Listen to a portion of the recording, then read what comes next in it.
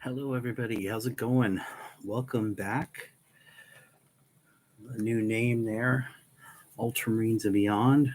So that's what we're going to be talking about today.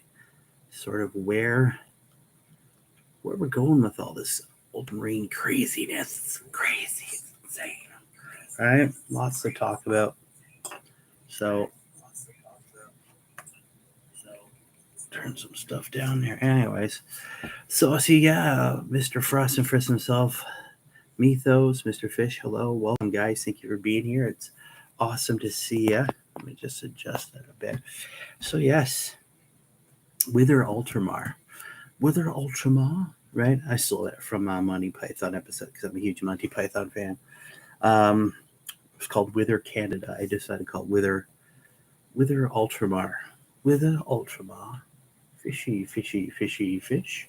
Anyways, if you get those, you're a very smart person. You're also older than me, or about the same age as me. But so let's dive into it. So Ultramar, cool place, wonderful place to visit. Wouldn't want to live there. No. So yeah, I went on there the last couple of chats you've had.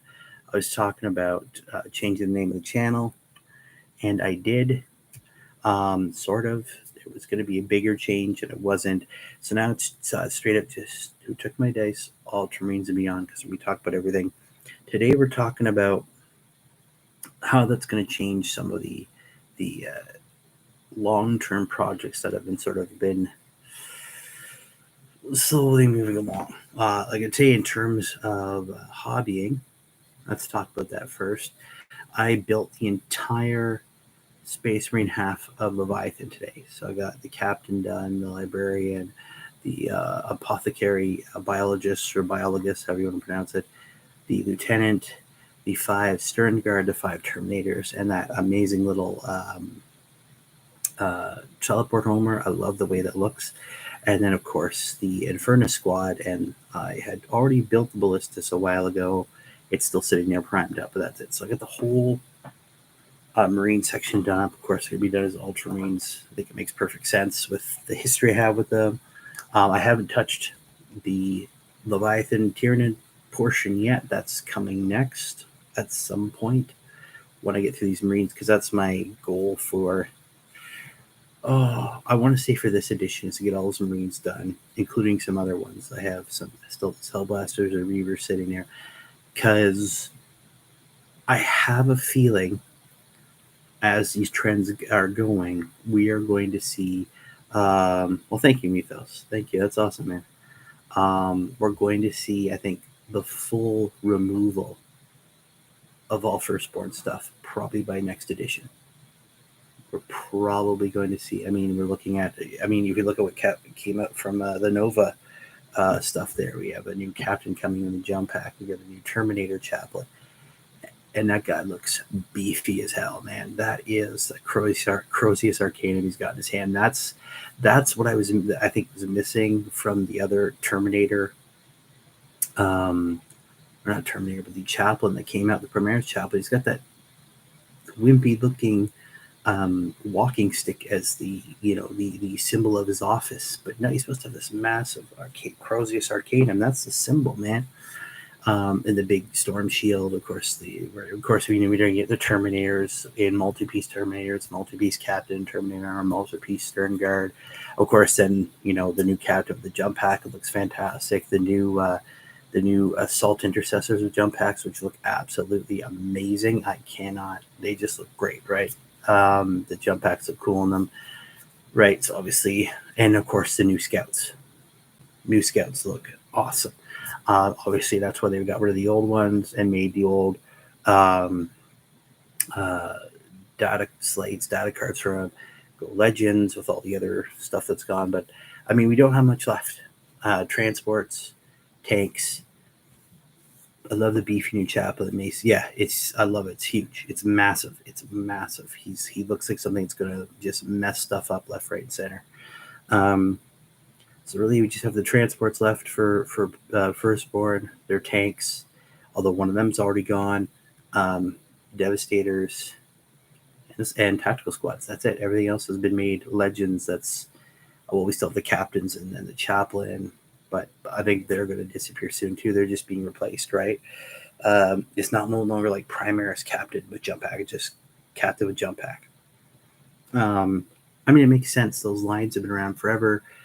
I don't know, it's been talked to death about this before, but I think, yeah, we have the Devastators. Yeah, I think we're going to see all that gone. It's a long way to say that I want to make sure that eventually, when all that stuff is gone to Legends, I have a nice big Marine army made up of the newer stuff. The Inferno Squad is awesome. I like the way they look.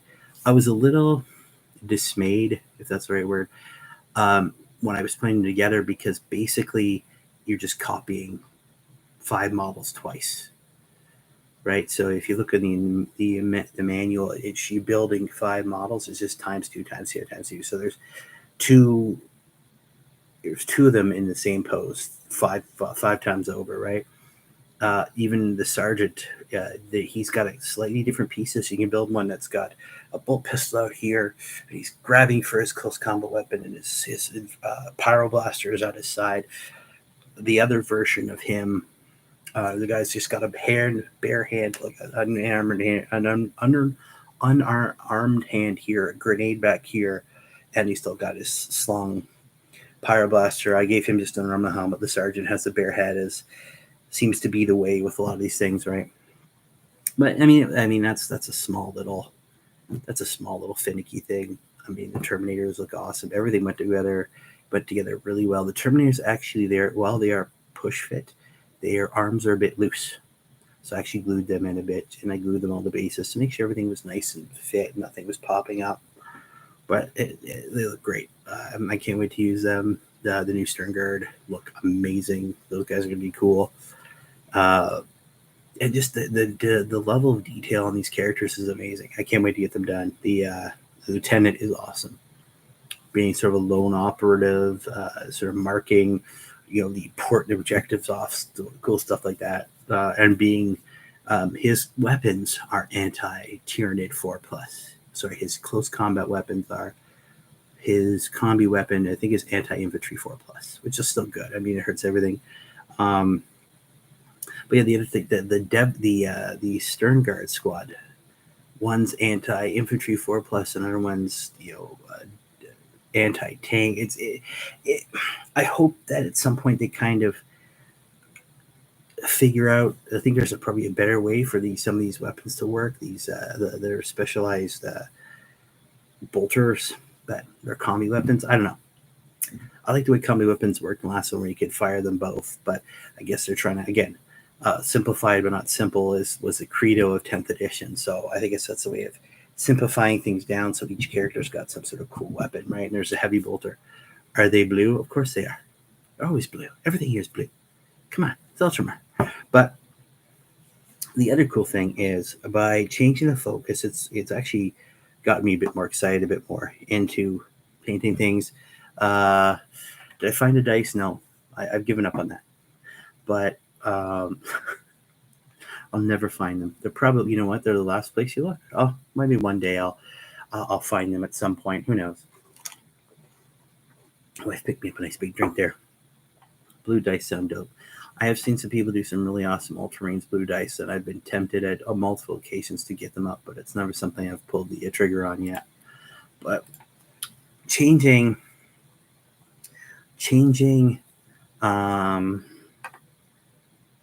of the focus to my Ultramarines, I've been diving into, which has been really cool. I've been diving into lore. I'm actually looking at one of those info websites I don't want to mention the name of, because I'm not affiliated to them in any way, shape, or form, but I just been looking at the fluff and, where I could pull inspiration from. Obviously, like if you look here, I pull these guys out. I got to get my Tyrannic War veterans out, because I got to give them a little love. They are still to stay my favorite unit they've ever made for Space Marines. They look freaking awesome.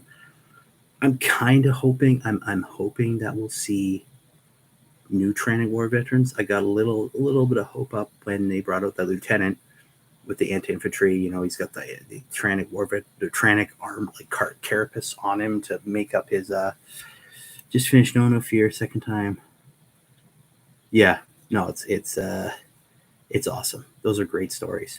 But like I say, he's got the carapace armor, fixing up his armor. So there's something cool there in him. He's anti-Tyranid on his blades, which is really cool. So I'm hoping that we might see a plastic version of these guys, where there's some of the other ones there, where they're plastic. I don't care if they're single pose like this or they're plastic. It'd be cool to see them get a boost up. And it was interesting. While this other stuff has gone out of print, not a lot of this specific Ultramarine stuff has gone to Legends, right? They the only thing that's specifically gone to Legends for Ultramarines is their old school honor guard from Marnie's Cogger. So those guys have gone to Legends. Well, yes, some other stuff. I mean, you look at Tellian, Cronus, Cassius, Sicarius. They've not. I mean, you can't get their models right now, but they've not gone to the Legends yet. So perhaps we'll see new models. I don't know.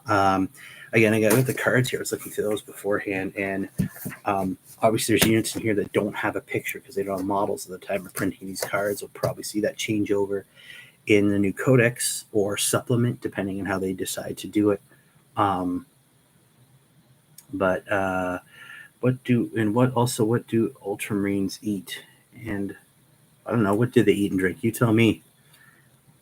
You tell me. You're the food master, man. You tell me what they eat.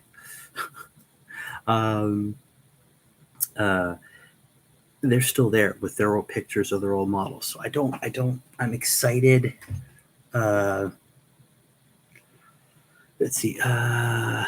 This edition is also making Nids the main bad guys. Yes, they have for the lore. Yeah. Which is kind of weird. I mean, they did the same thing with the last edition. The Necrons were the big bads of the last edition of the game. I'm thinking that, right? Yeah. Yeah, the Necrons were no. I'm trying to remember now. My brain has just stopped working on me. Anyways, the Nids were sort of like the big bad beforehand. And, you had the Pariah sector and this pall that was on everybody being generated by the Necrons and all that cool stuff. And obviously, Chaos ended up being the big bad at the end of the edition with the Arcs of Omen and all that crazy stuff. And now we've sort of gone from one section of the galaxy where a lot of bad's happening, where the bad guys lost but basically won. They didn't do all the damage you wanted to do. We saw a Primarch come back, lots of cool stuff. More of our big heroes becoming Primaris-sized, crossing the Rubicon Primaris.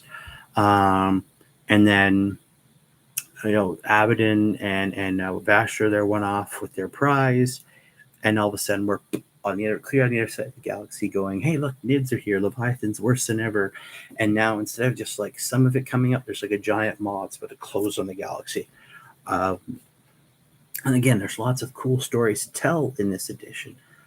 And the Nids are definitely the bad guys. Hopefully, yes, we'll see these guys, but it's gonna be weird.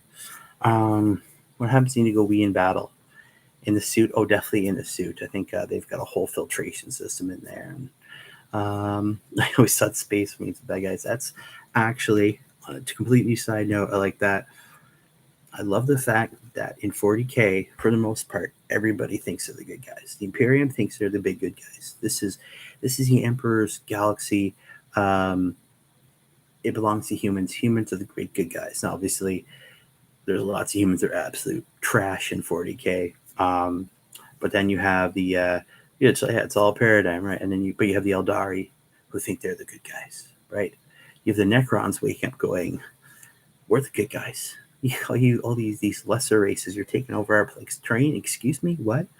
You've got the Tau who think they're the good guys. You've got but then there's those ones that definitely are on the shady point. The Drukhari couldn't care less. They just want to survive, right? They want to live in their debauchery and hedonism. You got the leagues there that probably think they're the good guys, but just sort of want to make money.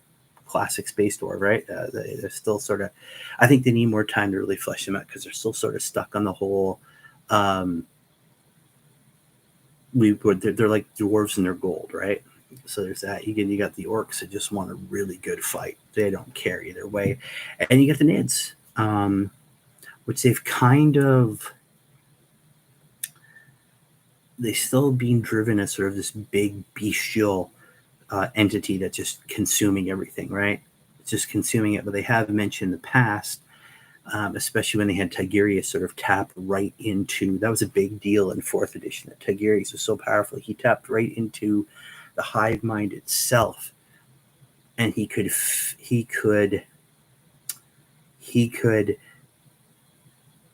sense a malevolence. There was a malevolent evil behind Nid, right? So that's cool.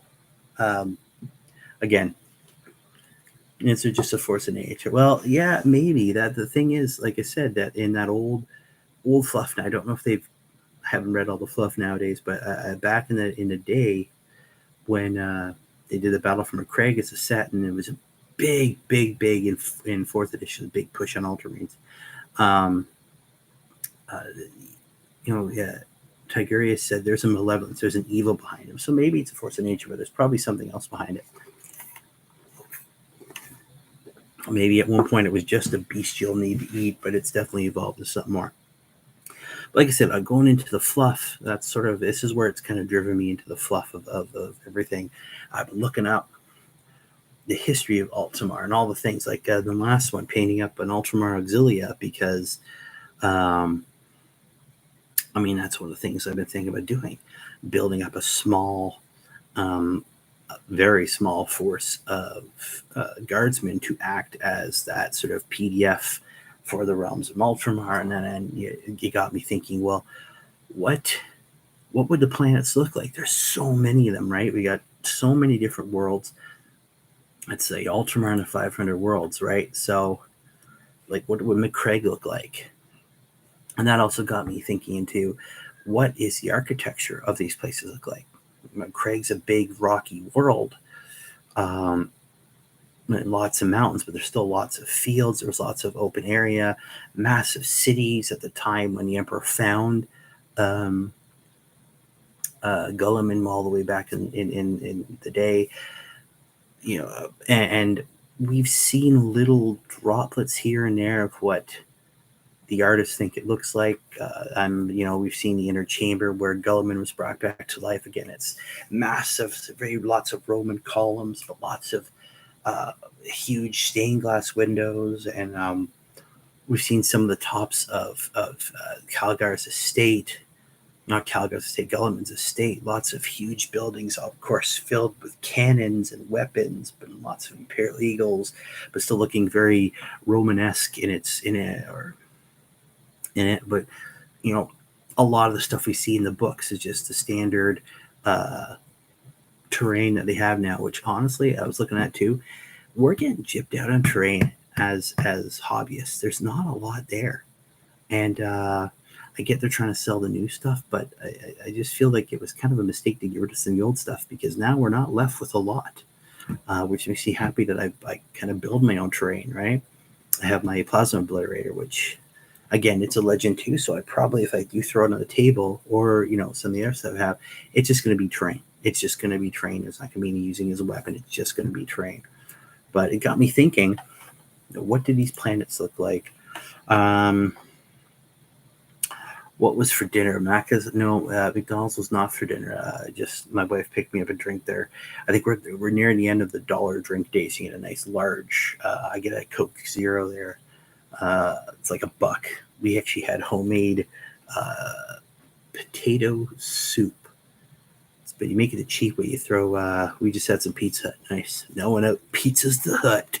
Probably shouldn't say that. I'm not affiliated. They'll probably sue me or something. But we were actually supposed to have a Pizza Hut where I live, but then the people who owned the building got greedy and demanded more money, and Pizza Hut pulled out. So now we don't have a Pizza Hut. Sad. But yeah. So, what do these planets look like? What? Obviously, there was the Calgar comic book, which showed us again more of the estate, but it looked like typical Imperial typical Imperial architecture. So obviously some of that would look like, yes, I saw that, Spaceballs, Pizza the Hut. Oh, that was such a good movie. I gotta watch that again. I gotta watch it again. Is the beaming safe? I don't know. Scotty beamed me twice last night. Ugh. That, yeah, it's true. There was some Roman style marbling. So obviously the Space Marines are supposed to be based on um, the ancient Romans, right? That's why Calgar is not Calgar. I keep saying Calgar. Guilliman is way his. He is obviously a kick-ass fighter. If you don't know that, you have to read the books. Without spoiler, there is a scene where Guilliman is helmetless on the outside of a ship, beating the ever-living heck out of anything that gets in the way. It's probably one of the most epic scenes for him so far in the entirety of the Horus Heresy book series, but he goes absolutely ballistic on, I believe it's word bearers, yeah, on the outside of his ship, because these ships generate enough of an atmosphere that it's survivable even for a Space Marine. Yeah, it's great. So yeah, there's a lot of he's there's like I was saying, he's the Romans were big on efficiency and building. That's why he's the way he is. He's a big calculator, right? Everybody makes fun of him for that. All these people have superpowers, and Guilliman is good at Excel, but it's more than that. He every during the Horus era, every single planet he didn't leave until it was set back up to be self-sufficient. So he wasn't leaving just broken war zones like some of the other Primarchs. He was rebuilding the whole civilization, making it absolutely amazing, and then moving on, or leaving enough people behind to build it up into something amazing. That's why he's got Ultramar and the 500 worlds.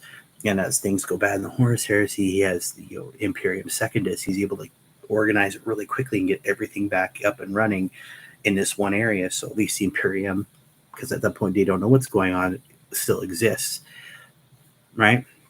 So that has to come into some of the thought process, right? Because you've got I'm just looking at different systems here. You have Calth. Well, Calth is it's a dead world at this point. That used to be thriving on top, but it was wiped out by the word bearers and their attacks, and everybody lives underground. So for that, you could make some underground terrain, but again, that would be built up. You've got Connor and the Connor system, and that's a system, I think it's supposed to be named after Guilliman's father on the Craig. His name was Connor. I'm not sure, but yeah.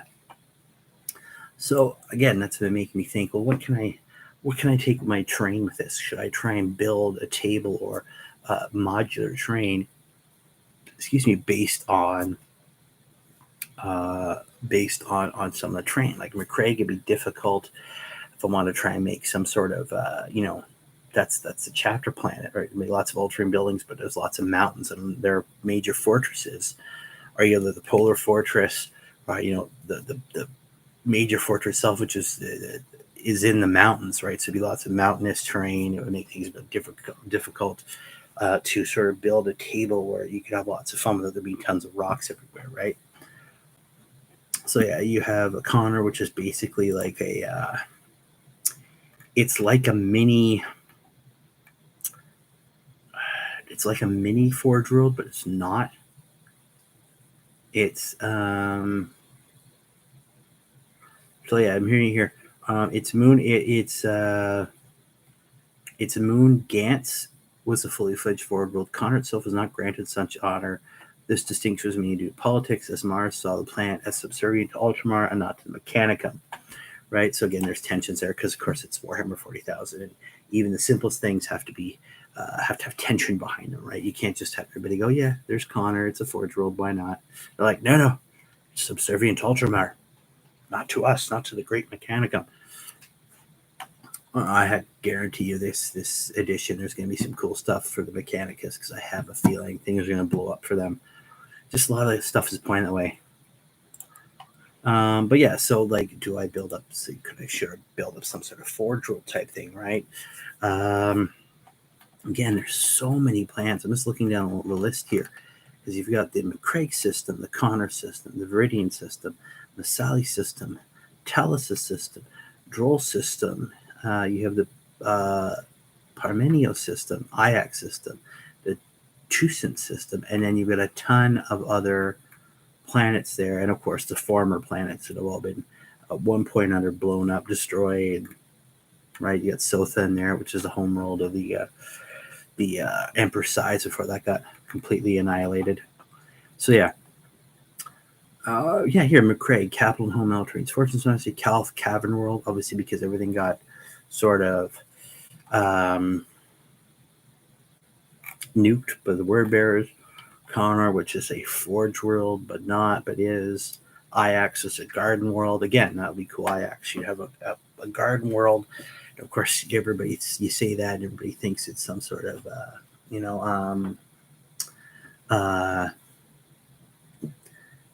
beautiful paradise. But again, it's Warhammer 40,000, so it might be much better than other Garden Worlds. It's probably no, it actually is different. Garden World, it would be a paradise. The Ag Worlds are the ones that you think, oh, agriculture, that can be bad, but then you find out they're, choked out, half dead worlds that are using chemicals and fertilizers that basically polluting the entirety of the planet into a eventually unusable dead world that's just mulch everywhere. Yeah. Now again, there's lots of destroyed worlds too. So that was something that made me have to think about how I was doing stuff, right? Obviously, like I said, I got those the Leviathan, Space Marine Path of Leviathan done. So those are going to be obviously more Ultramarines. I can't wait to get them done. The captain looks fantastic. So once they're done, that'll be cool. And then again, an auxiliary of some sort. Again, with the new Cadian models, look great, and Cadians are supposed to be the top notch of guards. So obviously, Ultramarine guard that are loyal to the Ultramar, right? Because Ultramar the people of Ultramar, the planets, I should say, don't pay the tithe to the Imperium. Their tithe goes to the Ultramarines to help the upkeep of the Ultramarines chapter and manpower and all that. So that'll be I wouldn't mind making a few of those to have sort of like a backup, a PDF force. Even if I don't play many games, that'd be cool to have for pictures and all that. These massive Ultramarines. They do. Glamour Smash Face. Oh, they do have a Planetary Guard regiment. They actually have a bunch of different ones. Let me just go back here. I was just looking at that. The Craig. Yeah. So they have the they have the Auxilia, as they call it, the Planetary Defense Force, and they send them all over the place. They also have the Capital World actually has a Juventia as well, which is like a sort of a it's sort of like a specialized one just for the adolescent males, and they serve as sort of the last line of defense. Of course, this is also where they can get aspirants for the chapter, that especially trained kids, which sounds horrible if you think about it. These are kids who are just hitting like puberty, and like, all right, here's a lasgun, here's some armor, go die for the Primarch, go die for McCraig, go die for the Ultramarines, and if you survive, that will make you a Space Marine. If you survive, and even they went bad at one point, had to be sort of called down a bit because they got all uppity. But yeah, conscripts. They're kind of like conscripts again, because the way the tithe works. A lot of these families, especially the more powerful ones, excuse me, want their family members to join especially this Juventia. They want them to join that. There's families that have a long history where they have multiple family members throughout their long history of being Space Marines, right? The Ultramar segmentum.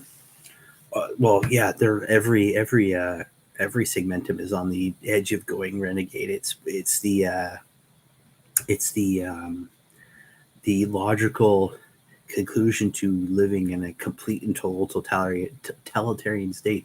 Even if you look at Ultramar, which is slightly better than the rest of the Imperium, as it's probably the most I wouldn't want to say they do. They are not good. The Lords of Terror.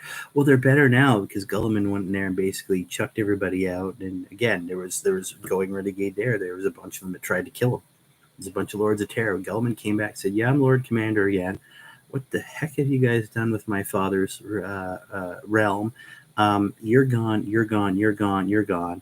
And I'm going to put these people that I can trust in place. And meanwhile, those that survived are like, "Man, let's get rid of this guy. He's stepping on our stock." And tried to have him killed. It's considered an honor to join. A lot of the times, noble houses will send their children to these stadiums in hopes that, yeah, exactly. That's there's many that that want their family. There's a prestige and a fame, and that come with having multiple people, even one member of your family being selected to be an Ultraman, even though at that point they're no longer part of your family. Their old life is gone. They are no longer part of your family. It would be probably pretty difficult for them to even recognize you once everything's done, because again, they live hundreds, if not thousands of years if they don't get killed, right? So, and again, the names get changed in the process. Memories are wiped. Old lives are forgotten in dedication to life of being a Space Marine and defending. I think that's one of the coolest things. They crush your mind. They do. It's part of the process. Once they survive being aspirants and finally start getting the extra organs and become scouts. They start getting all the conditioning that makes them completely and totally loyal. It doesn't completely crush your mind because they get to keep their personalities, but they're completely and totally loyal to the Imperium of Man, to the Ultramarines, to the Primarch, and all that. But yeah, you're not. I think that's one of the coolest things of Space Marines that no one ever really talks about, is that in order for them to save humanity, they have to give up their humanity. Right? These are well, servitors are they're the undesired effect of failing to become a Space Marine. Like if you're a scout and you just fail too often, or you're just not that good, or you're rejecting some of the organs, go, well, I'm gonna make you a servitor now. So nice little lobotomization. You get some extra pieces put on you. Lose your hands, and now you have forklift hands, something like that. Or you get thrown into the librarium and become a scribe, or who knows. There's a whole bunch of different horrible things you can become as a servitor. I would not. That's about as bad for a Marine as it would be for, say, like a Chaos Space Marine becoming a spawn. Right? You're just completely gone. You're now just this thing. Right? I don't think any Marine ever wants to become a servitor. Out of the worst.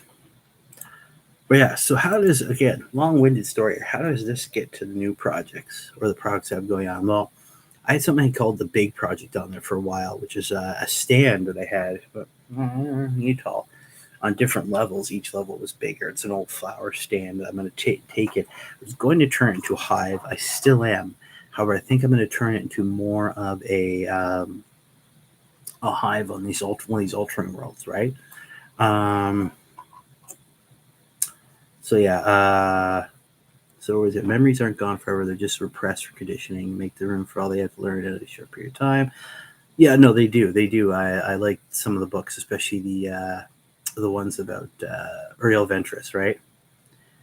Yeah, there have been servitors have been broken up, lobotomy intended to attain their conscious, be unable to control themselves.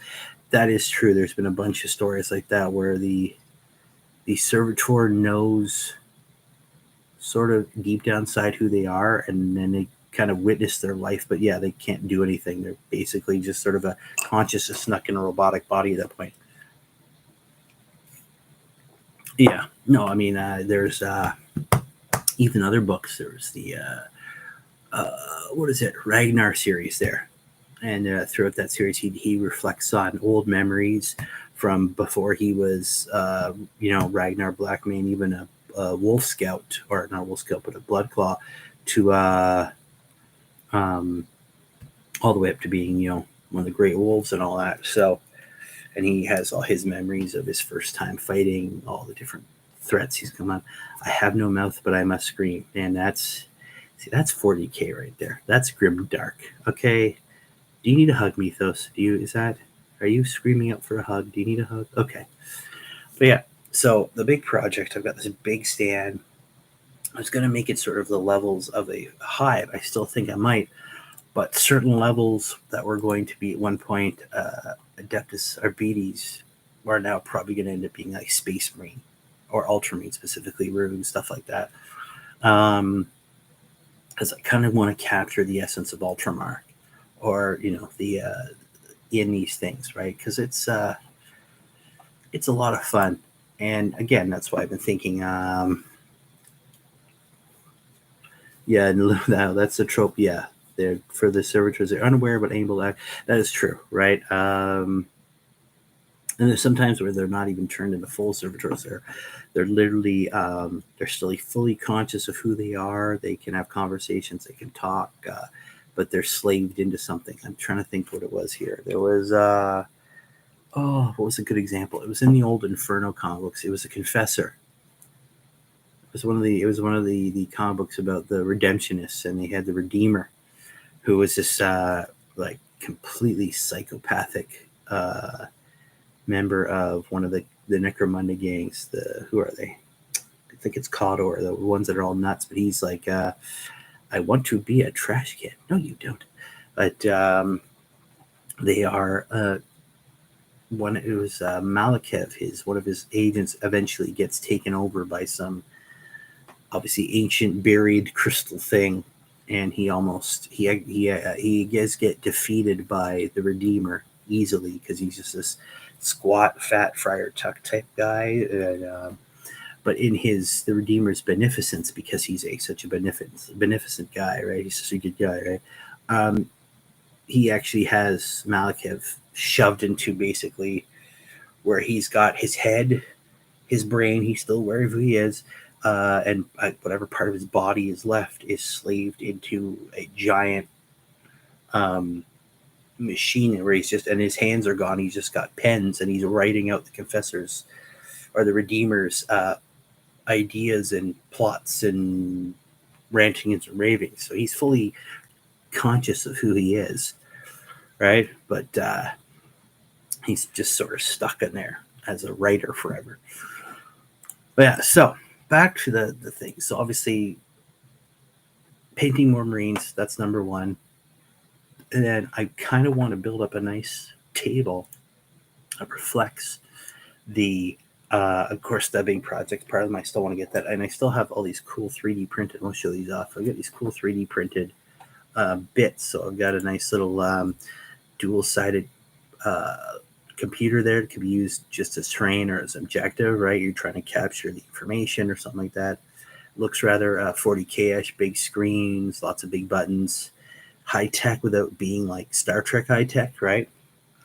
Of course, I got a command chair. If this isn't the Emperor's command chair from Star Wars, didn't say it was, but I mean, it looks a lot like I just expect to swivel around and right. Of course, you can't have Imperium anything without, I got this one. It's some nice wings and, of course, a skull that will fit in sort of between them, because you can't have 40K without skulls and wings, right? So that'll go in there. This one I probably won't be using. This is actually the symbol here. No, again, these would be put up against, let's break it a bit. That's not good.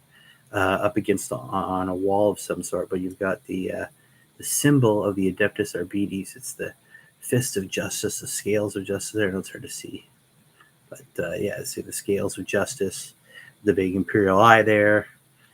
I'm not going to be using that one anymore too much. It was going to have like sort of a Arbites command center, but I think I'll change it to some sort of either some sort of Ultramarines command center or an auxiliary command center, which would make sense. I could put up some Ultramarine flags.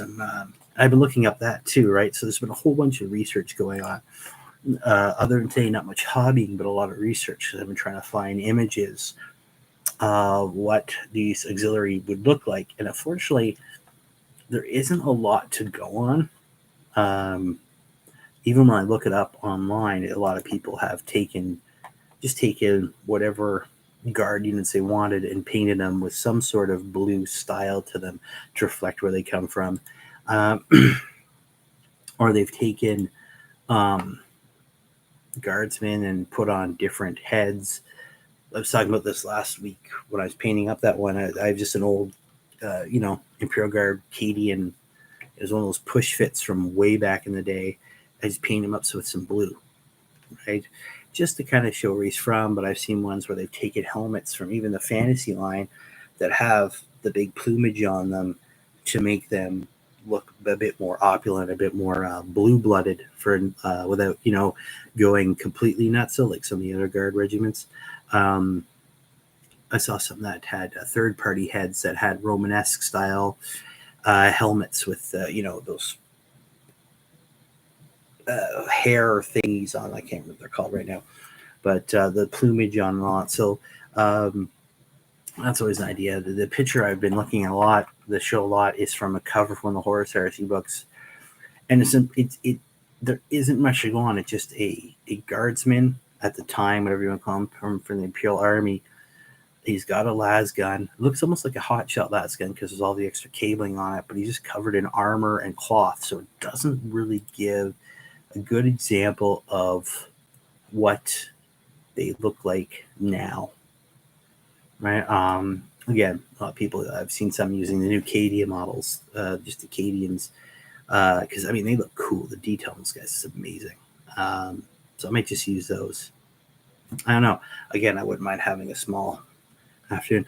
The Breakfast Club. Good afternoon. Is it afternoon where you are?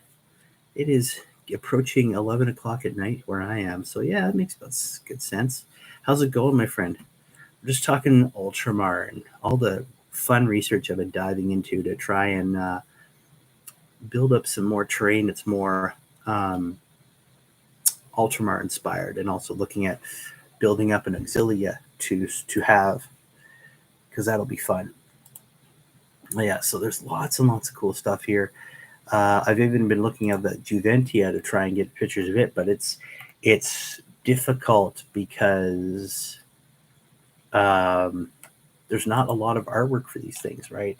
Even going back to the old Visions of Heresy pictures. I have the Visions of Heresy, but I'm going through that, and you see a few of them, but a lot of it's just like, there was one. It's a picture of some of the auxilia, the Ultramar auxilia, but it's just a picture of catechans. They're even got the red bandana on and the white shirts on. So it was like, okay, you just took a picture and threw it in there and said, yeah, they're Ultramar auxilia because we say so. So it's tough, right? I know there's a third party that makes Roma team guards, and that I'd be very interested in knowing. Lazy Sunday, cleaning up my hobby space. Hey, clean up your hobby space, man. That's what I had to do today too, because I had a bunch of chaos models because I wanted to do that murder curse. I still want to do that, at least get some units done. Don't need a full army, but I kind of moved it out of the way because now my hobby area is filled with Space Marine goodness from the Leviathan box set. I built all those models today. It took a while, a couple hours actually. Just took my time, put them together, and it was a lot of fun. So they're all built up, and now I have to go through the amazing process of painting them all out.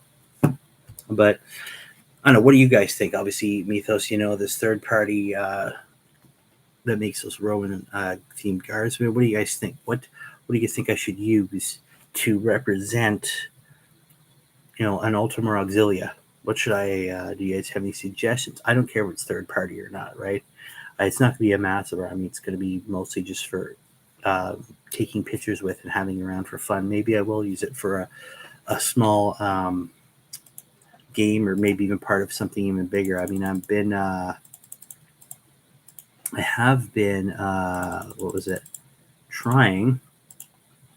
been looking at Apocalypse games, and not that's the other thing, not the new version of Apocalypse with all these extra rules and the movement trades. I didn't like that. I'm talking old school Apocalypse. I wouldn't mind having just a massive, huge Apocalypse game, just stuff everywhere, and of course having massive chunk of Ultramarines is cool, and then being able to throw down some guardsmen as well, that'd be cool. That'd be great. But I was looking at, let's see here, looking at the Games Workshop website. I'm just gonna look at it right now. I know you guys can't see it, but I'll talk about it. I'm still working on getting. I have downloaded some of the stuff necessary to show you what's on my screen. I just haven't got there 100% yet. My timing is limited, but I do like to get. So I like to throw it around, but if I look at, where is it? Come on.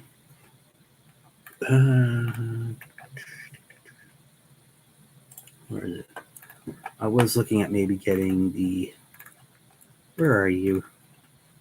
Come on. Where did you go? Yeah, the Aston Military Combat Patrol, because I think that'd be probably the best way to get it. Because you do get your command squad. Again, the problem is some of the stuff is cool, but it's just. I get the irony of me saying this as an Ultra player. It's kind of just too guardsman-y. It needs something more. So yeah, what do you guys think? I'll ask around. I know they sent Morty and Glory some free samples. Well, that's Morty and Glory. He is gajillion levels above me. Oh, he would definitely be the guy to get free samples because he's the guardsman fanatic, right? He's God, and he's good at what he does. He knows his guardsmen inside and out. I wish I knew my Marines. I haven't played enough. The guy's great. I watch his stuff. I think it's hilarious. He swears a little bit too much for my taste, but man, just because I'm getting older. But yeah, so that's sort of where I've been with that, right? Looking at the different planets, trying to find as much information. Even again, it's kind of weird trying to find. It's weird, but it's not trying to find what architecture looks like in 40K beyond the. I want to say it rather limited, and would I be wrong to say cookie cutter terrain that we've got here? So look at terrain right now. I'm looking at it right now. There's only 23 of them, right? And you got like the Fronteras landing pad, the STC Hab bunker and stockades, the Vox Atena and Aspect Shrine. Even with the Battle Zone Mechanicus, you've got a bunch of cool stuff there. But it's all very limited. And if you're trying to fill up a battlefield, it's tough. You only can get Sector Imperialis ruins. I know people make a lot of their. So, I mean, I think I might just, again, looking at the limitations there, I'm going to have to make my own train wreck.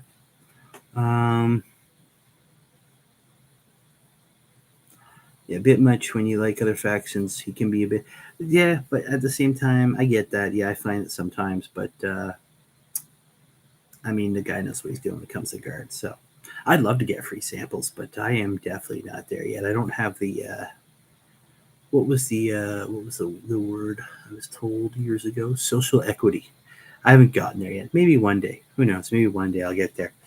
But yeah, so again, it is kind of weird. I'm looking up architecture. I've been looking at Roman architecture and then trying to compare it to images that I've seen of what Ultramar's, what McCraig is supposed to look like, what other places in Ultramar are supposed to look like, and try and generate ideas from there. Obviously, in the last little while, they've put a lot of focus on the fighting around there. You had the Plague Wars. You had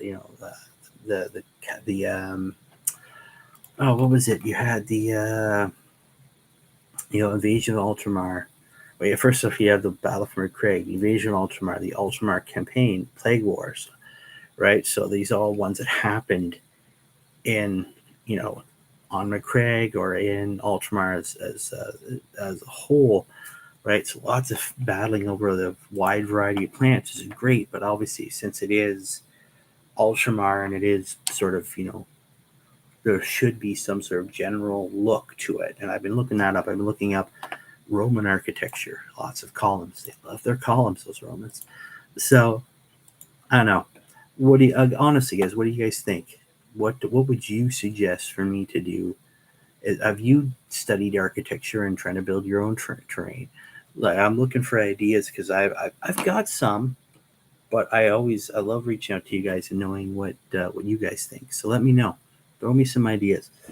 Obviously, I'm going to be printing some more of these when I get a chance. On one of my friends' printers there.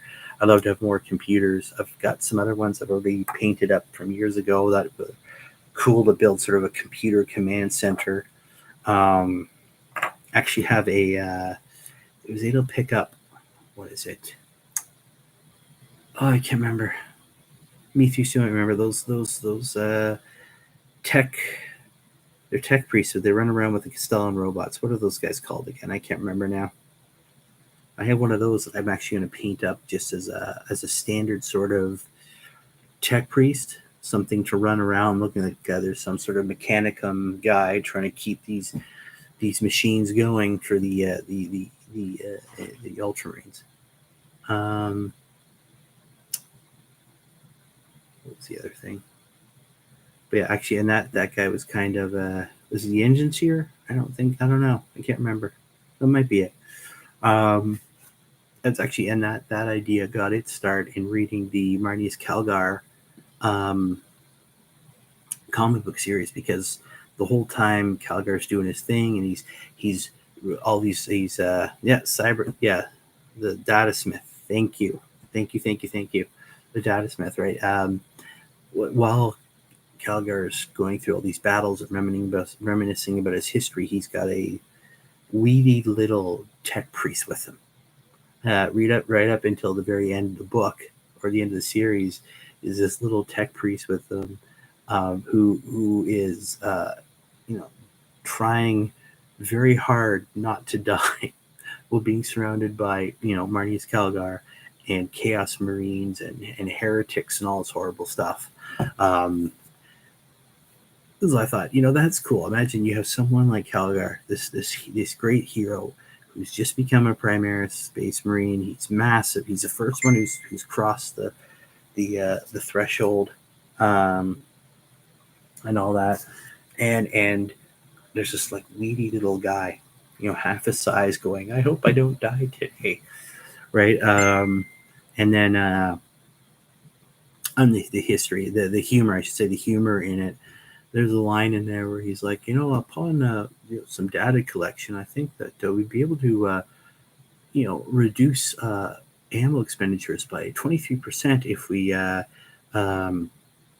if we make sure more of them are aiming for the for optimal firing positions on the enemy. He's like, so what you're telling me, and this is the tech priest in Calgary. Like, so you're telling me that we'll waste less ammo if we just shoot them in the head. He's like, precise. He's like, to think people think I don't have an understanding of tactics, right? Of course, it's obviously shooting them in the head is a better way to go. And that brought me just that shooting in the head. When I was putting together my Terminator Captain today, one of my twin boys, the youngest, said, "Daddy, why isn't he wearing a helmet?"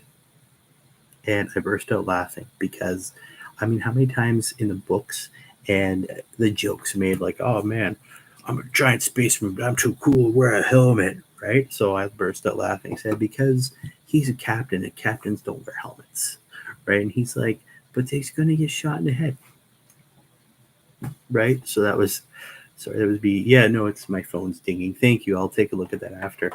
So yeah, that was funny. But I don't know. I'm actually. So yeah, that's basically what a lot of my in one of my things right now is trying to figure out how I can build some terrain that will, when someone looks at it, goes, Ultramarines, got it.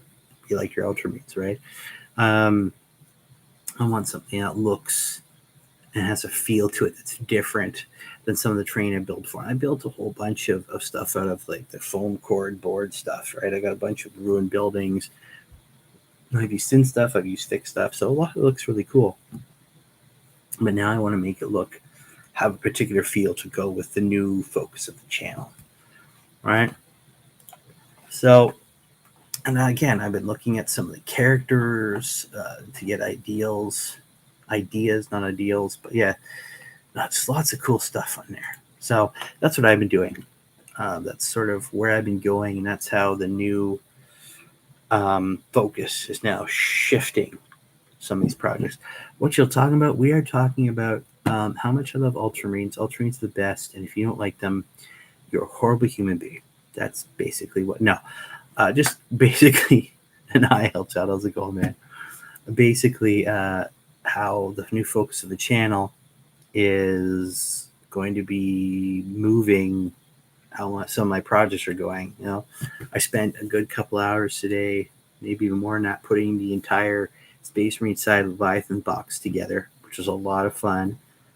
Obviously, I'm going to make them Ultramarines, but how, the channel name now, Ultramarines Beyond. I've been looking at some of these big projects. I've been looking at terrain ideas. I've been scrolling through as much as I can on images of Roman architecture, any artwork I can find that shows off Ultramarine worlds in any way, shape, or form. Looking at stuff for the Ultramar Auxilia, looking at different guard units. Mythos just sent me a link that I'll look at later to some third-party Romanesque style bits, which would be great because I did want them to stand out in the battlefield as well, even if it's just for display purposes. I'm about to get a Kickstarter for building a Wrath of Calth Marines chapter. Race of Calth Marines chapter. That's cool. Yeah, Calth is one of those ones. It's that's one of those cool ones. Unfortunately, that one has kind of left me in a dead end because Calth is pretty much a cavern world, so everything's underground. The top is just a destroyed wasteland. As much as I do want to have some blown up buildings and have a table that looks like it's in the middle of a war zone, obviously. At the same time, I definitely want to stand out as being an Ultramarine world and an Ultramar world. So that's a lot I've been doing, which has been cool because I've been able to see lots of cool fluff. It's brought back some memories, cool stuff I didn't know because I haven't been able to read every single book they put out. So yeah, it's been a fun experience. And I was asked to the guys like if they know of any, if they've seen any cool artwork or they know of any cool stuff.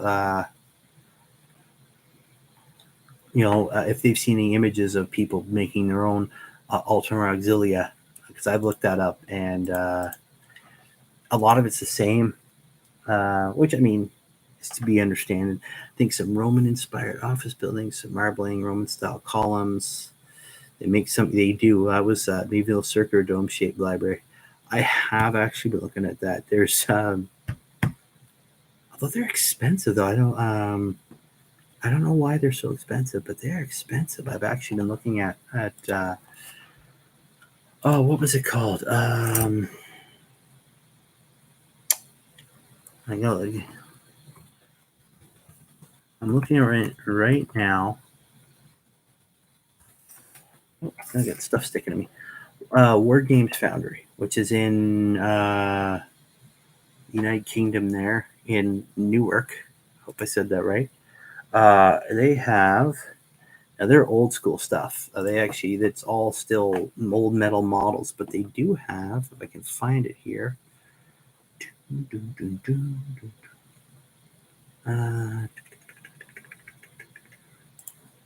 just looking. I'm just diving into Roman Empire stuff right now. They got lots of cool old models. They're all metal and all that, so there's nothing really that I could use. I'm actually just trying to find right now. Where is it?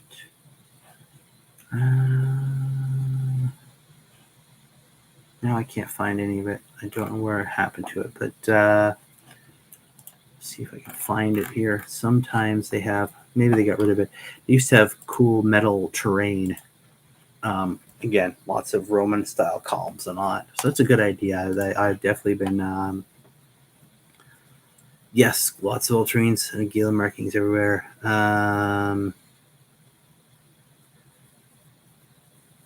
Heroes Infinite, I think, put out 2 Roman god sets of the buildings. Now I know what to do with them. There you go. Well, now you know. That's good for me. No, I'm gonna have to dive into that and check out maybe some STLs myself and then get some stuff printed if I can't. But I mean, I don't. I'd rather build my own. I'm old school like that though. So that's cool. Thank you for the ideas, guys. I really appreciate that. That's awesome. But yeah, that's definitely where I'm going now. I like the fact that I have a focus for the channel, and hopefully it brings you some more interesting content. I hope these chats are interesting. I don't know. I hope people like them. I try and sort of have an idea for what I want to talk about. Sometimes it comes off great, sometimes it doesn't. But it's a lot of fun for me, anyways, to blather on. Thank you very much. I appreciate that. But yeah. The other thing, a cool thing I noticed, obviously, with the release, and this goes back to what I'm hoping will be sort of a resurgence of those characters. So we talked about earlier, no more models, but they haven't been made legends yet. I was flipping around on the Facebooks there, and of course, Games Workshop, when they put out the notice that, hey, you're getting new scouts, and it wasn't even my question, but someone said, are we going to get a new Sergeant Talion? Right, and of course they gave the same answer. Oh, we don't know, but check out the spot. But that's an interesting question. Are we going to see new characters? I would love to see. I mean, especially nowadays with the details that you put in plastic models, is astounding. I'd love to see a new Talion, that's crossed the Rubicon, and he's more in line with what's going on. I'd love to see him maybe get rid of his old scout armor, wearing Phobos armor. I'd love to see a new version of Cronus. All right, obviously he's passed through the Rubicon Primaris as well, and now he's able to ride in these bigger tanks and have all these cool new tanks. Will we see? I mean, maybe Cassius might be hard to do because he's 9/10 cybernetic at this point after getting trampled by a Carnifex. I always thought, I mean, a lot of different, some of the chapters out there have different characters, right? You've got, Bjorn the Fell-Handed as a dreadnought. I'd love to see,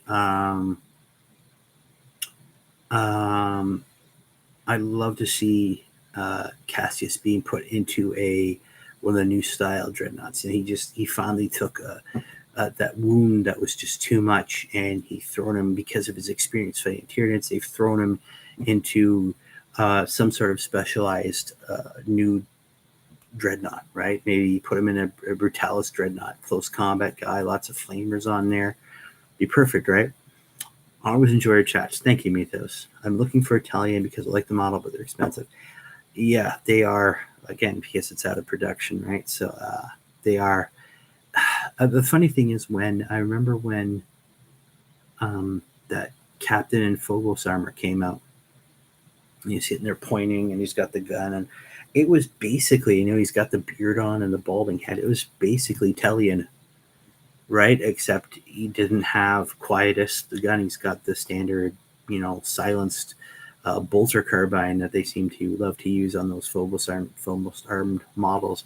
But yeah, it was like we got Talion over again. You could use that one if you want. Again, Talion's sort of Talion's in a weird place because he helps out scout units. So until but now scouts have been made legend, but now we have scouts. So will he still be affecting the new scouts, or is that going to be something? Are they going to have a different keyword than the old scouts? Yeah, because that's all he can lead right now was the sniper scouts and scout squads, and his benefits are only for those squads, specifically the squad he's in. So it's a bit difficult to understand where he fits right now. I'd love to see a new model. Of course, these new scouts will be upsized. They'll be Primaris size scouts. They'll be bigger than the old ones. Excuse me. So yeah, it's going to be receive any custom Ultramarines to celebrate the mass upgraded.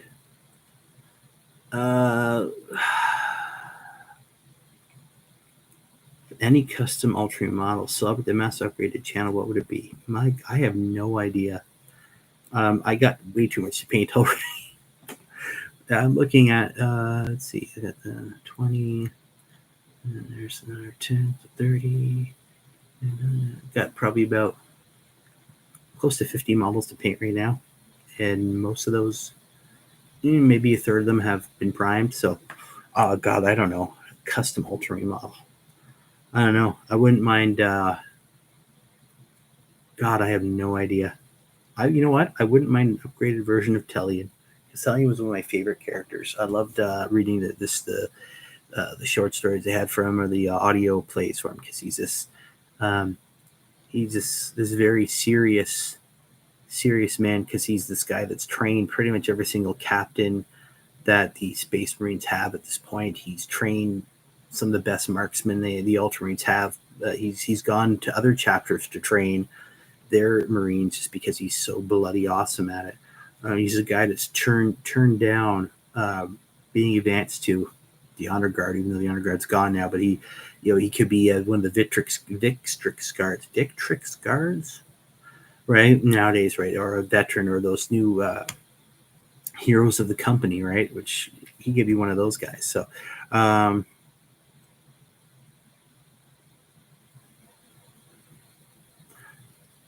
ooh, that's a tough one. See, if I look at the new pictures of the scouts, I'm not just gonna pull those guys up because I kind of want to see what they're wearing right now. You tell me to think about it. I shall think about it. Let me take a look at these guys right now. Let's see here. Preview. Let's see. So the scouts are still wearing looks to be scout armor. Yeah, it's they just look like they're bigger versions of scouts. They still look like they're wearing scout armor, right? I don't know. Again, so yeah, there's the sergeant there. It looks like he's got something on his back. It's hard to see. He's got something back there. The guy with the bolt pistol, close gun weapon. Of course, he's got the shotguns. Gotta love the good old shotguns. A couple guys with bolters. It's obviously still armed the same way. And those other pictures where they're armed with heavy bolter missile launcher. Looks like they've got a sniper scout there. We've got scouts with the specialized climbing gear that the Reavers have. I don't know. If I decide, they are a bit more heavily armored, but not by much. They do seem to have the same sort of armor as the traditional scouts. They're not super. Give me a second here. Let me get back to that again. I just closed it. They're not.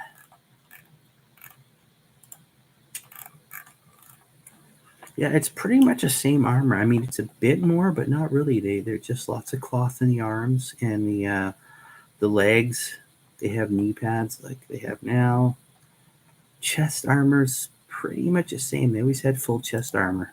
The rebreathers are there. I like the fact that one of them's wearing it. But yeah, no, like they look. I mean, they look to be armed with the same thing: bolt pistols, shotguns, bolters. Those aren't bolter rifles. Those are definitely bolters.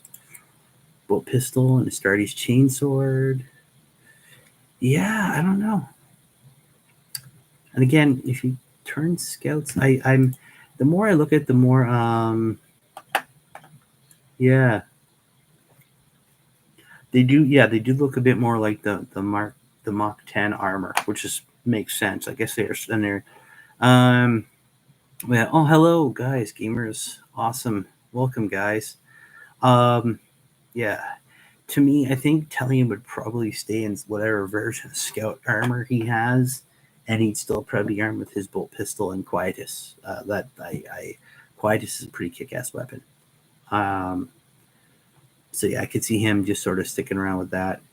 Again, he's this guy that what I like about him is he's a steadfast, stoic character, but he cares deeply about his scouts. But yeah, this is a guy that could have been in the honor guard. This guy could have been at the front of every battle, claiming glory after glory, taking down the biggest and the baddest of the enemies of the Imperium, of the Ultramarines. But he's like, no, my place is with my place is teaching the next generation. You know, he's kind of one of those cool characters that he could be out there, but he decided to let his work in training the next generation of Space Marines sort of be his mark. Oh man, that's awesome! Thank you very much. I appreciate that. Yeah, no, I mean, And part of it is also I want to hold on to the past a bit. Yeah, man, I haven't seen too many conversions. I can probably look into that a bit more. But yeah, so again, at the end of the day, it's me just trying to streamline this channel. It's a bit more difficult than I thought it would be. Again, I have limited time and all that. Not excuse, but a reason, and definitely hope to see some of these characters come back. I'd like to see Sicarius come back. He's sort of been in this weird limbo where he was lost for a while, but then he came back, but they really haven't talked about him much. I'd love to see Cronus get an upgrade. I'd love to see, we got Uriel Ventress as a new character. Well, finally as a character, right? He's been in the books forever. I'd love to see, obviously Calgar is back. He's been upgraded. Tigurius is upgraded, but I'd love to see these characters get into the same vein of get upgraded, get some new cool gear, maybe some new rules. I don't know, right?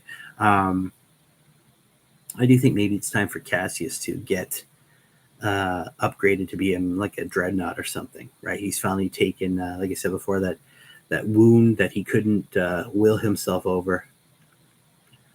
Well, thank you very much, man. I will definitely think that over, and I'll like I was saying, I was looking up it right now. There's that. I can go back to the website there. Where is it? Warhammer 40K. Where's it? Space Marines. Let me go in here, and where did it go? Where are you, Captain in Phobos armor? Where did you go? See, now I gotta find the little bugger. I guess that's part of the joke, right? He's in Phobos armor, so he's impossible to find. Yeah, Captain Phobos armor, because he's the Phobos armor is cool, and he kind of looks like Tellian. Same sort of. I don't know. It's funny. I'll think about it. And I find it funny again. I don't know what's going on with Games Workshop nowadays. They have the Ultramarine Honor Guard has been made a legend, but they still sell it in the web store. But they don't have training war veterans in the web store, but they're not legends. And they got rid of all those other Ultramarine characters, but they're not legends. You're making my brain hurt here. Games Workshop is making my brain hurt a lot right now. But, oh yeah, drop pod. I gotta finish one of those up because that's definitely something my Stern Guard are going to go into now. They got to finish. Imagine a drop pod coming down filled with Stern Guard. That's going to be nasty. Yeah, but no, yeah, Greg and Ash, how are you guys doing? I'm glad you guys keep popping by. I appreciate it, and I'll get back to you at some point about maybe hopping on yours. From you guys offered that a little while ago. It's been insanely busy at work. I've been wow, it's been crazy at work. But so that's been on my other time. So yeah, no, I've been definitely diving in fully to the whole taking this channel in the direction of being mostly about my Ultramarines, focusing on them. And I got pages. I don't want to show them off because it's a lot of scribbling at this point, but trying to come up with cool, different ideas. And then, of course, letting my monkey brain say they're all horrible, but they're not. But definitely ideas of showcasing different units, doing tactical things about them. Right? It's just trying to figure out how to do that. And I've been I've been trying to figure that out for a while as well, trying to figure out what's the best way to do it. I've been messing around with different programs in order to do the dual screen thing so you guys can see stuff while I'm talking, messing around with that. Just lots going on at the same time. I just kind of let you guys know where I am. And you make these big decisions, and you kind of want to let people know that cool. Work sucks, man. I'm sorry to hear that. I just had a starter set, some busy. Yeah. It was fun building them. It was a lot of fun building up all those Marines. A little trepidation when I look at the Tyranid side of it. I mean, there's the big monsters, right? But so many little monsters in there, so many gods. I'm not looking forward to putting them together. They're a cool set. I mean, they look amazing. The Ultramar, that's right. Loomsock, hello. Yes. Hello. Yes, late to the show, but hey, man, that's you gotta take care of the relationships, man. Out on a date, that's good. I hope you guys had a fun time, dinner and a movie sort of thing. But yes, so that's where I'm at sort of right now. I definitely have the focus on where I want to go. Now it's just trying to pull all these pieces together to make it really pop that way. I really want to focus on my Ultramarines. I've been a huge fan, like you guys know, since second edition. But yeah, that's definitely long-winded way of saying that's what I do. Yeah, so I mean, like, again, Training War Veterans, my favorite unit. I hope I get more of them. I hope we get new versions. Again, very hopeful. Fingers crossed. Um, with that lieutenant there who's got the anti Tyranid on his blades, which is nice. He's really good at killing Tyranids. Right. Again, he's supposed to be, I think, like the leftover from um, the forces that were originally there. That's why he's got the Tyranid carapace on his armor, right?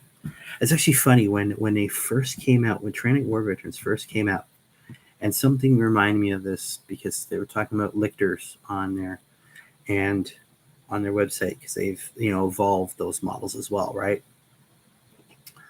When Training War Veterans first came out back and forth, Games Workshop was still under the old process of put stats out and then put models out later, right? So these guys didn't come out until months into fourth edition, right? There was pictures in the codex, the stats were there. You kind of knew what they were supposed to look like, but they had models. So a lot of us Ultramarine fans, we actually converted ours. And this is back in day when they had a heavy bolter, their sergeant could have special weapons, or they could have a special weapon. So you could have a flamer, a heavy bolter, and your sergeant could have power weapons and all this cool stuff. So I converted mine. So I had, a captain with power or a sergeant with power sword. I had the flame in there, the heavy bolter in there, and I took just the models and then I put Tyranid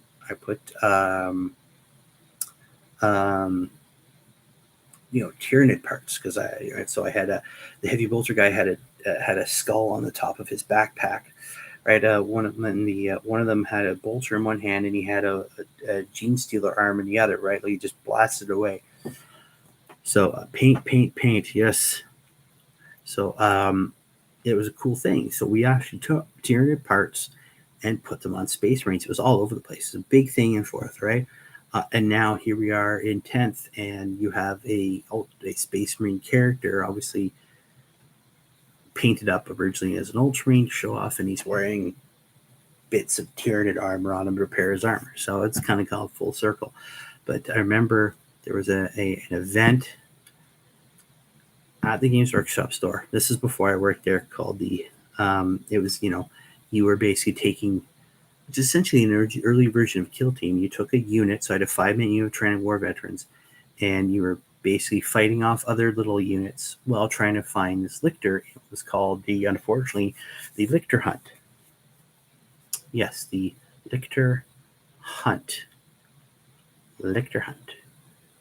Say that 5 times fast. So yeah, and we got made fun of, and you know what? It was awesome because I won that event.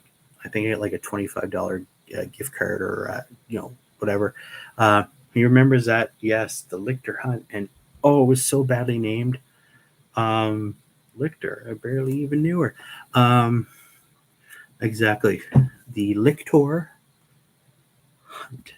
Say it separately. Give a little bit of space in between the words. Yeah, the Lictor Hunt, and then eventually, it sounds like a good Saturday night. So eventually later on, and they caught that because later on it became the Tyranid Hunt.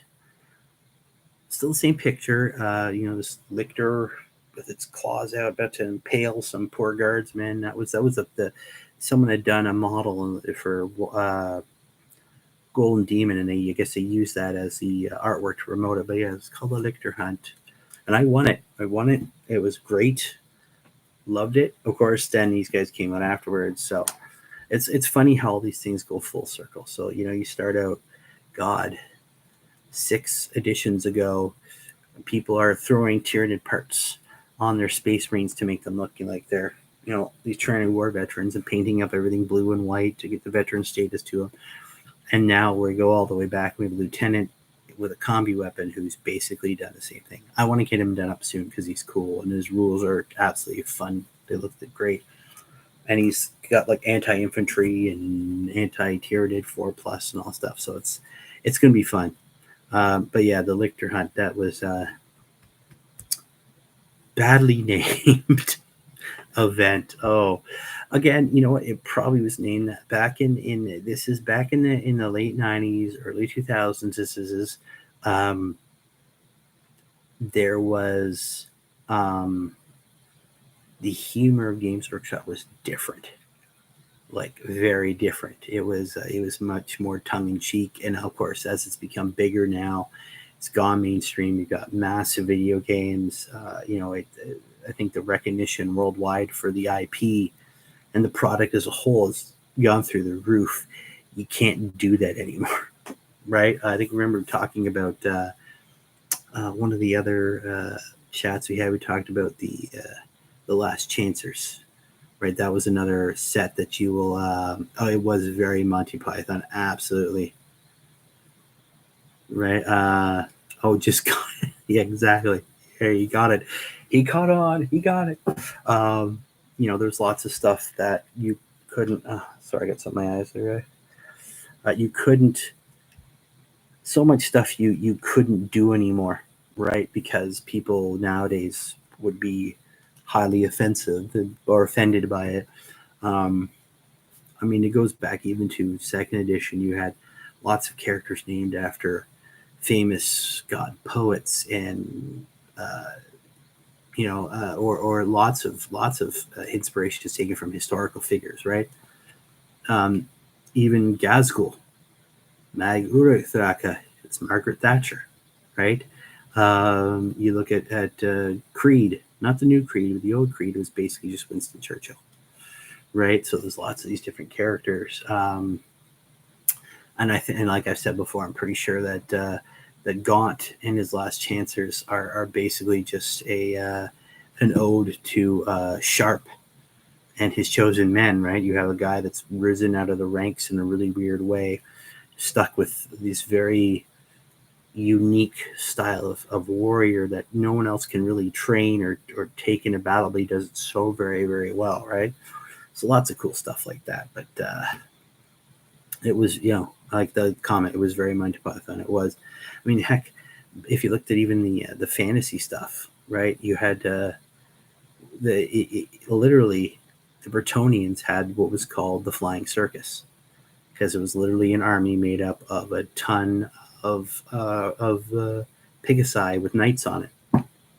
Pegasuses with knights on them. It's called the Flying Circus, right? Because it was a really, really powerful combo back in the fantasy days, right? Although, on a completely different side note, the stuff they showed off for the old world, what's her name? Now I have to look it up again because I completely forgot who it was. And my brain no worky right now. Let's see here. Where did you go? Where did it go? Now I have to find it because it was awesome. There it is. Yes, bow deeply for Elise Ducald, right? So they have one of the damsels on her unicorn, which is really cool. Very, very. See, to me, it's very reminiscent of Morgana Le Fay. It was a character Bretonians had back in the day. She had the chalice. She was on top of a unicorn. Now she had a frog familiar. I don't see familiar here, but yeah, she's one of the damsels. One of the damsels of the Lady in the Lake there, right? Wow. Lady Elise Duchard is a prophetess of the Lady of the Lake and a powerful wizard who rides a muscular unicorn to battle alongside knights and peasantry. Yeah, so very, very reminiscent of the good old days. Let's see here. The big difference is she's not riding side saddle. She's actually riding like a normal person. It's a very unladylike though. So yeah, the hottest on unicorn hottie. Yeah, well that was the thing. The damsels there that was the cool thing about Bretonian, the Lady of the Lake. Obviously, very Arthurian legend there, right? And But so yeah, I'm kind of hoping that because Bretonnia is playing a part, I'm torn over doing Bretonians. Man, they look cool. I don't know what they're going to do for I'm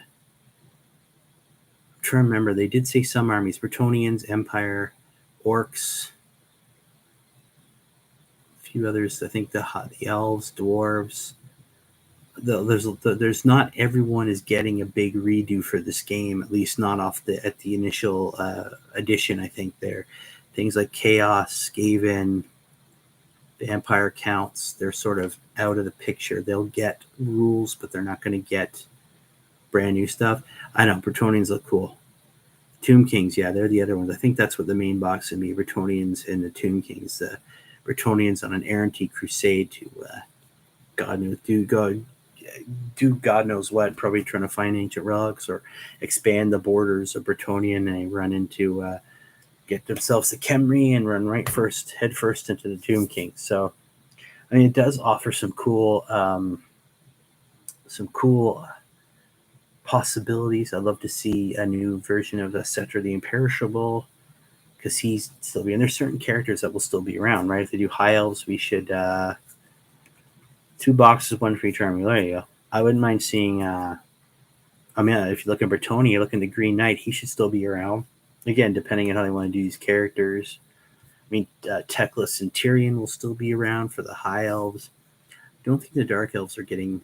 They might be out of it too. I know there's more good guys than bad guys, but again, it's before the Chaos Wars, so Chaos hasn't fully smashed its way through.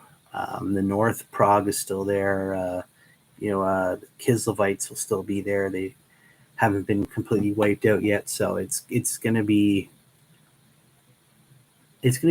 obviously fluff wise, it's going to be a different game, right? Chaos isn't going to be every Archon's not the big bad of this, right? It's probably going to be some sort of Tomb King thingy, maybe some undead thing. I don't think we'll see Nagash in it. It'll be before his time.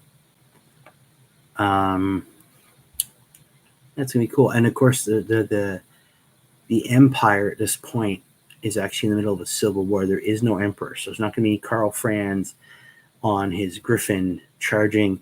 300 years earlier than the end, right? So there's not going to be Karl Franz charging the battle, leading his disciplined troops. The elector counts are all at each other's throats. It's the middle of the civil war to see who's going to be the new emperor. So, I mean, that's cool because now the Empire can be the good guy and the bad guy, right?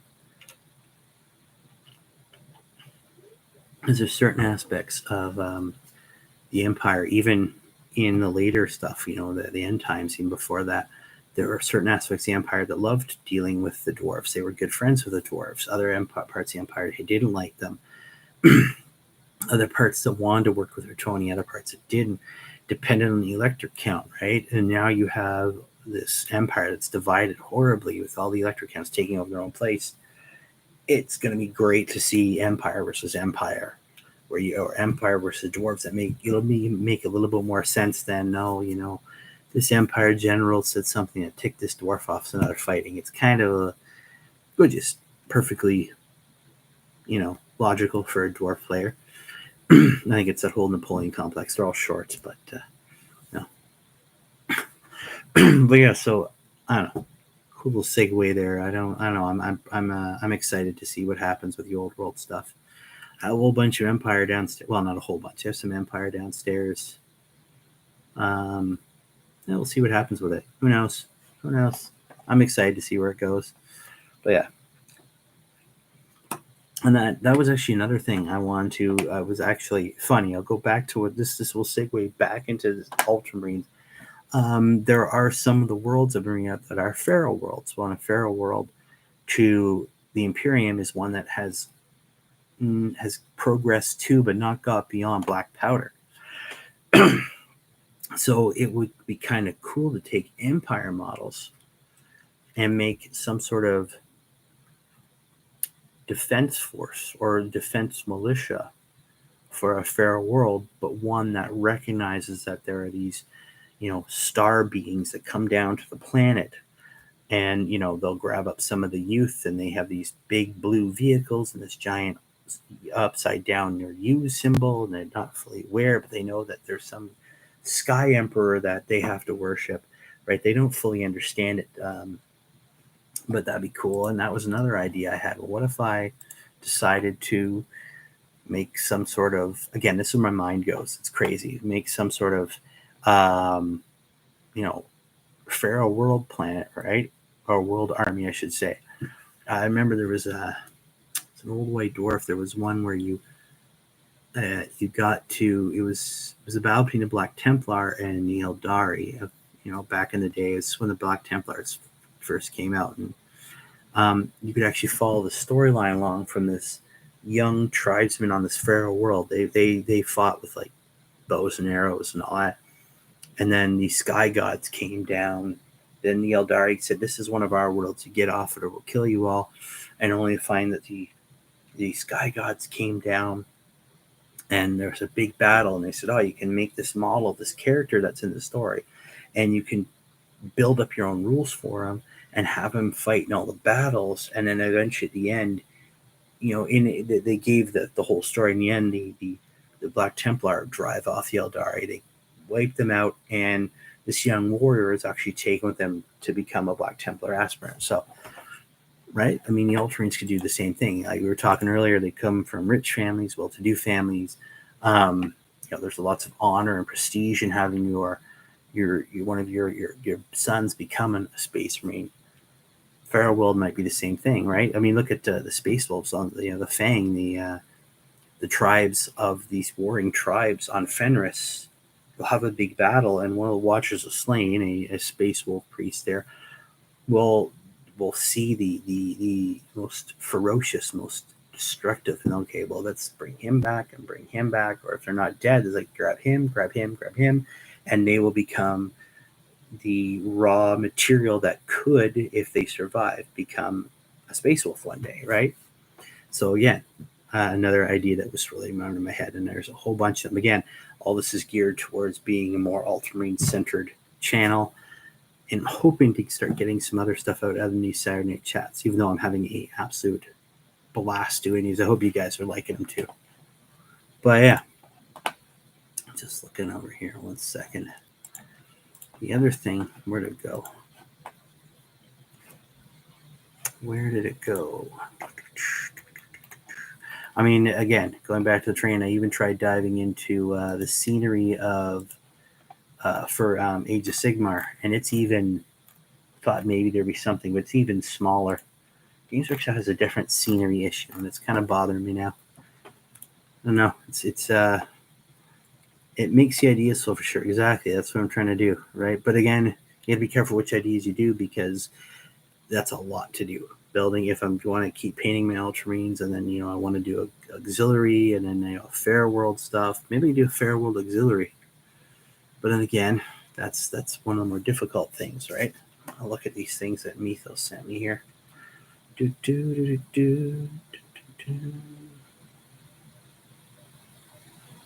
did that go? There it is. Ooh, it's on Etsy.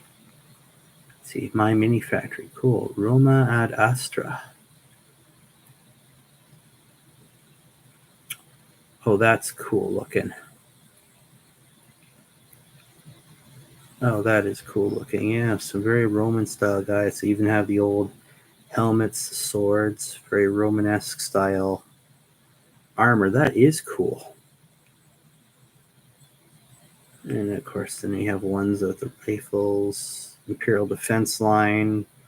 That's been Byzantine Super Heavy Tank. Well, that's cool. And the Roman Field Batteries. Okay. Titus Roman Ogre. Okay, that is so cool. Well, thank you for that, Mythos. That's awesome. I'm definitely looking at those. And actually, it would fit, because the armor, the picture I have here of this, there's one I have. I'm looking at was it Lexicanum right now, and the armor he is wearing does look a lot like that Roman style armor with the leather. It almost, I mean, I think it's supposed to be metal, but it could be. It's hard to see, but that layered leather look that sort of went down over the shoulders, that is cool. See, Is that the Daka Daka Kickstarter? I don't know. It was on it's an Etsy thing. I'm not big on Kickstarter. It's a My Mini Factory. No, it's Roma ad Astra. That's some cool stuff. I mean, I wouldn't mind that Byzantine Super Heavy. That's pretty cool. That is pretty cool. All right, well, I am definitely going to have to. I'm definitely going to have to take a look at that for some third-party stuff. No, it's a guardsman thing. Daka Daka. Do I look like an orc player to you, sir? Even though I do have some orc stuff, right? Oh, that's awesome, Ethos. That's cool. Thanks, man. Share the love. Share the hobby love, guys. Yeah. So hopefully that explains a bit sort of where my head state is at right now. I'm trying to make this channel something that's a bit more interesting for people to watch. Obviously, I want to see, on the more selfish side, I would like to see my channel grow. I'd like to see people have fun. And I've kind of been wishy-washy all over the place. Because it hasn't been as focused as I want it to be. It's been here and there. Oh, look at this cool thing I painted, this, which is fine. Lots of people do that. I definitely want to focus on my army as it is, and where it's going, and the cool stuff. I wouldn't mind doing tacticals. I've actually also been toying with doing a narrative solo campaign. So I will play a game, and that's how the story will evolve. And I'm working on how I would present that. Would it be just sort of a battle report style thing where you see me rolling the dice, or sort of a more narrative walkthrough where instead of going, well, I fired 12 times with the Marines and killed 2 things, or the Marine squad opened up with their bolters, but only managed to down 2 of their enemies, or something like that, right? I'm not sure yet. It's still something I'm trying to play around with because it requires space and time, and I'm short on both, unfortunately. So again, it's something I have to work with. I've learned a lot of Warhammer things. Hey, no problem. I seem to be a bit of a Warhammer. I got lots of knowledge on Warhammer. I've been doing it for a long time. But hey, if that helps, I'm glad. There's lots of cool stuff coming out. I can't wait to see what finally getting these codexes will bring us. I know the NID one is up for pre-order now, so I'm hoping it will be better than the last bunch. I wasn't a huge fan of the last bunch of codexes, especially last one, because it really was devoid of the character that the book should have. There's lots of information in there, but all this room that was taken up with all this crusade stuff, and that's cool. It's great that there's a way to play where you can give your army character as you build up. Your characters become veterans. There's cool stuff, but that should have been its own separate thing. And it, like, all the timeline stuff was out. A lot of the fluff was out. A lot of that cool stuff was gone, and that's the stuff. It's not for everybody. Obviously, it's people who just want to play the game. They just want to throw down some cool-looking armies, and then they're more considerate about the special rules and all that stuff. And that's cool. Absolutely nothing wrong with that. I love that stuff too. But to me, they were actually more reminiscent of the 5th Ed Codex, and that was probably the least favorite edition I've ever played, was 5th, because they took the character out of everything, straight down to the fact that the codices were devoid of any real love to them. It was just like, here's the information. All the color was gone. Some of the cool artwork was gone. A lot of special units were gone. They just weren't. It was just not cool. And these ones, while these were lots of color, lots of cool imagery, obviously the production value for their codexes or codices has gone way up. But I'm hoping this one will give us a bit more fluff, a bit more flavor than the last ones. I always felt bad, on a little side note, for Chaos players, because they had 2 codexes in 3rd edition. The first one came out that was this very thin. It was cool, but it was like a lot of the other ones. It was very thin. And then they had the 2nd edition, 3rd edition codex, and that came out after the Eye of Terror stuff. And it was an amazing book. The artwork was fantastic. The army setup was phenomenal, right? Like you had the whole listing of everything in there, for all the way from every special character, from the lowliest legionnaire marine to whatever the highest demon prince. It was all in there, and then you had the books of chaos at the back. Now, it meant you had to jump through the codex a little bit, but that was fine because you could build a World Eater's army. You could build a Emperor's Children army. You could build a Thousand Sons army. All these cool rules and all these things you could throw on your tanks or throw on your characters. You could do this. You couldn't do that, right? And it made certain guys troops, and then so you could actually have a full-on here's Karn the Betrayer, and I've got a Chaos Lord with the Mark of Khorne, and they've got a whole ton of berserkers behind them, and just even the rhinos they're in have the Mark of Khorne and have all these cool things on them so they can ram into stuff and do damage. I can't have any sorcerers. I can't have this unit, but I'm more resistant to psychic powers and so on and so forth. And then the 5th Ed Codex came out, or the 4th Ed. They didn't get a codex till 5th Ed. The 5th Ed Codex came out, and all that just disappeared. Just gone. Now you could take berserkers, and they would have all these cool special rules. Your Khornate berserkers. But if you took all this cool stuff, their chain axes are still there. They had all this cool stuff for being devotees of Khorne. But if you took just a Chaos Lord with the Mark of Khorne, he's got like an extra attack. Now you could put some extra gear on him. There's a like kick-ass weapon of his, but it was meh. It just wasn't the same. You no longer had this army of. It was a World army. It's like, well, here's some World Eaters, and everybody else has a Mark of Khorne. It's like a pathetic little slappy version of what it just didn't feel the same. But yeah, so hopefully, long way to say, hopefully it'll move on in a different direction that way. All right, guys. Well, it is getting late here again, so I think that I'm going to call it there. I appreciate everyone jumping on. I really do. It means a lot to me. I hope to get a lot of the new videos out, and I hope you guys enjoy them. And we'll see you guys in the next video, whether it's a chat next Saturday or something else. I appreciate you guys very much. Much love to all of you. Keep rolling those dice, and I will see you later. Bye, guys.